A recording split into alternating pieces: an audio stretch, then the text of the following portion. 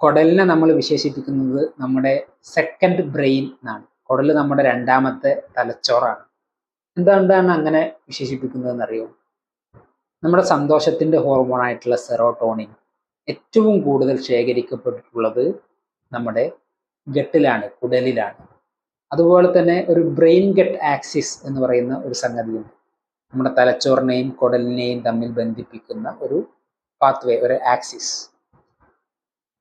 ഇതിൻ്റെയൊക്കെ ശരിയായ രീതിയിലുള്ള പ്രവർത്തനം മൂലമാണ് നമുക്ക് ശരിയായ തീരുമാനങ്ങൾ എടുക്കാൻ പറ്റുന്നത്, നമുക്ക് സന്തോഷം അനുഭവപ്പെടുന്നത്, നമ്മുടെ ജീവിതത്തിൽ സാറ്റിസ്ഫാക്ഷനും സന്തോഷവും സമാധാനവും എല്ലാം നമുക്ക് ലഭിക്കുന്നത് ഈ പറയുന്ന ബ്രെയിൻ ഗട്ട് ആക്സിസിന്റെ ശരിയായ രീതിയിലുള്ള പ്രവർത്തനവും ഒരു നല്ല കുടലിന്റെ ആരോഗ്യവും നമുക്കുണ്ടെങ്കിൽ മാത്രമാണ്.